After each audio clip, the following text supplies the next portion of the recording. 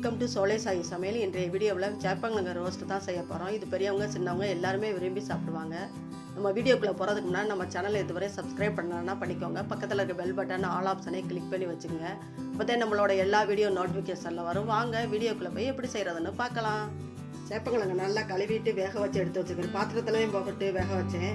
நீங்கள் குக்கரில் வைக்கிறதா இருந்தால் ஒரே விசில் போதும். இந்த மாதிரி கட் பண்ணி வச்சுக்கோங்க. இந்த மாதிரி வேக விட்டால் போதும். நல்லா அமுங்கக்கூடாது. அமுங்கிச்சுன்னா உங்களுக்கு வறுக்கும் போது பிசு பிசுன்னு ஆயிரும். நம்ம வறுக்கிறத பார்க்கலாம். இந்த கடாயில் 2 டேபிள் ஸ்பூன் கடலெண்ணெய் ஊற்றிக்கலாம்.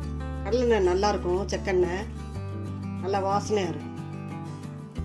எண்ணெய் கொஞ்சம் அதிகமாக தான் சொல்லும். இதுக்கு எண்ணெய் காஞ்சிருச்சு. கடுகு போட்டுக்கலாம்.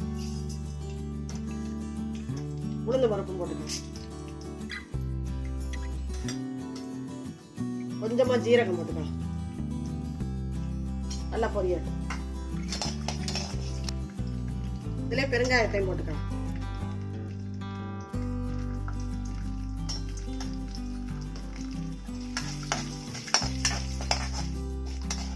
கடுகு நல்லா பொரிஞ்சிருச்சு. கருவேப்பிலையும் போட்டுக்கலாம்.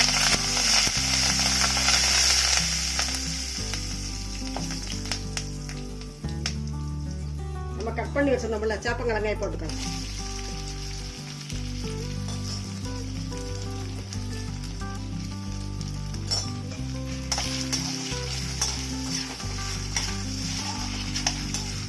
இதுலயே 1/2 ஸ்பூன் மஞ்சள் போட்டுக்கலாம். 2 ஸ்பூன் காஷ்மீரி மிளகாத்தூள் போடுறேன். 2 ஸ்பூன் கரெக்டா இருக்கு. கிழங்கு 1/4 கிலோ இருக்கும். அதுக்கு கரெக்டா இருக்கும்.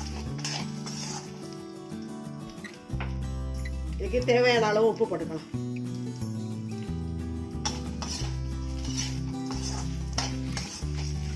நல்லா சிம்மிலே வச்சு வேக விடலாம். நல்லா ரோஸ்ட் ஆட்டம் வந்துடும்.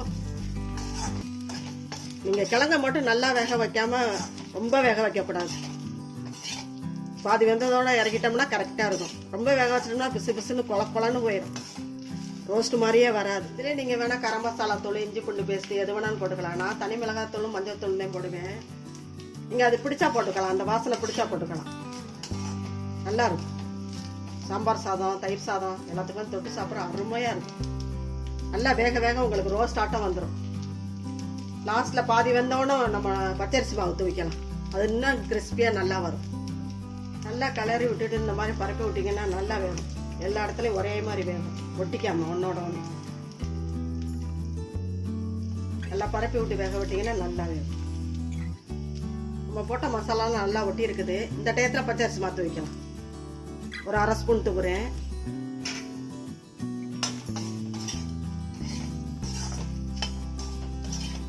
இல்லைங்க வறுத்து கொடுத்தா வெறுமனவே சாப்பிட்ருவாங்க. சாப்பாடை கூட தொட்டுக்காம ஸ்நாக்ஸ் மாதிரி சாப்பிட்ருவாங்க.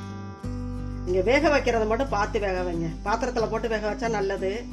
குக்கரில் வைக்கிறதா இருந்தால் ஒரே விசில் போதும். அதுக்கு மேலே வேக வைக்கக்கூடாது. அதே பக்குவம். வறுக்கிறது ரொம்ப ஈஸியாக வறுத்தரலாம். இந்த மாதிரி அப்பப்போ கிளறி விட்டால் போதும். மற்ற வேலையை கூட பார்த்துக்கலாம். அது பாட்டுக்கு சிம்லேயே வச்சோம்னா அது பாட்டுக்கு வெந்துக்கிட்டு இருக்கும். ரோஸ்ட் ஆகிட்டு இருக்கும்.